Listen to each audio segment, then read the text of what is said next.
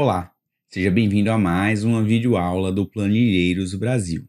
Eu sou Renato Lira e hoje vamos falar sobre como bater dados de duas fontes diferentes e destacar as divergências caso ocorram.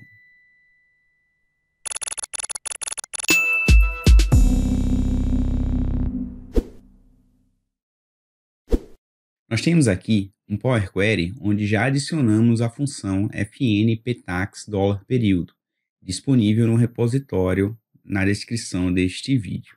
Usando essa função, com os parâmetros 1º de janeiro de 2000 a 31 de dezembro de 2021, nós temos a lista com o câmbio PTAX, que é o oficial do Banco Central, para todos os dias úteis dentro desse período. Então, como a gente viu na aula do table.group, eu consigo transformar essa data para o respectivo mês, sendo sempre representado pelo início do mês. Então, posso vir com o botão direito, transformar mês, início do mês. E, uma vez com as datas agrupadas, eu consigo vir e agrupar por, para pegar essas N linhas, cada linha sendo um dia útil, e transformar no período, usando a função média. Vamos usar aqui como a cotação de venda. Vou chamar aqui de valor.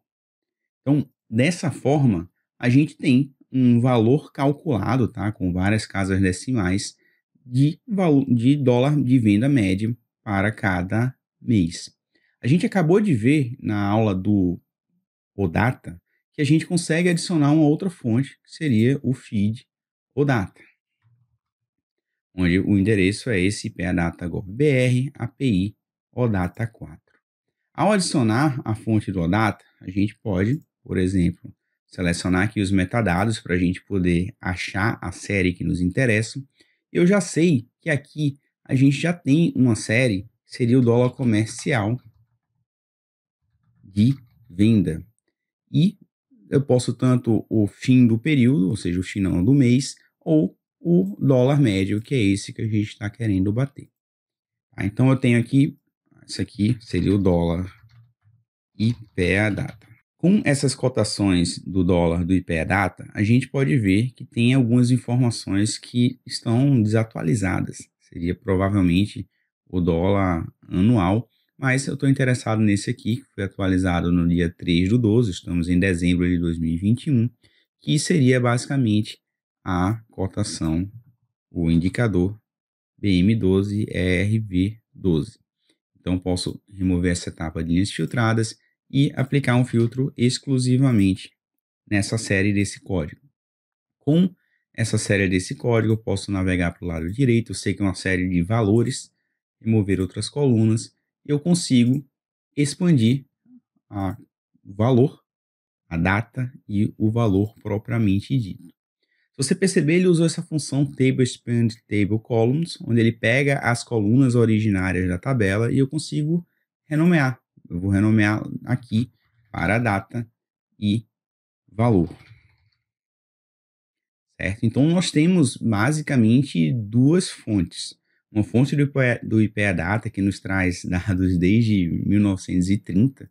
Eu posso vir aqui e transformar essa informação para data e pegar aquelas datas que sejam depois de 2000. Então, vou usar o filtro para ele criar um código para mim e na mão eu vou dizer, eu quero que aquela data que seja maior ou igual que o ano 2000, 1º de janeiro.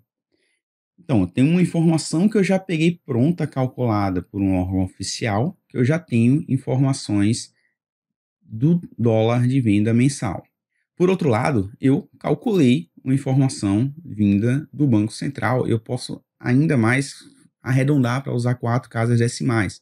Então, voltando aqui, eu posso usar a função number.round com 4 casas decimais. E a gente tem a informação com 4 casas decimais. Então, eu tenho duas informações, eu quero bater. Tá? Então, o que eu posso fazer? Vamos dizer que o nosso IPEA-data é o nosso gabarito. Então, eu vou criar uma referência, vou chamar isso aqui de gabarito. E o meu dólar Bacen é o que eu quero validar. Então, eu vou fazer uma referência e eu vou chamar aqui a validar. primeiro a gente tem que garantir que o nosso gabarito e o que a gente quer validar esteja na mesma granularidade, ou seja, o mesmo nível de detalhe aqui no período mensal.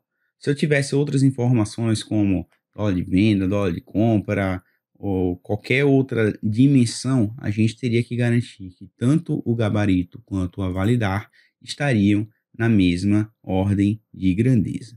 Então, no a validar, a gente pode vir aqui e fazer uma transformação.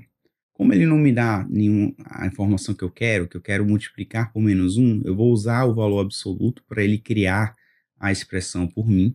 E na expressão, a gente já tem vídeo aula aqui no canal sobre isso, eu vou escrever it -1 vezes o nosso famoso underline, onde eu simplesmente vou alterar, inverter o sinal das informações que a gente quer validar.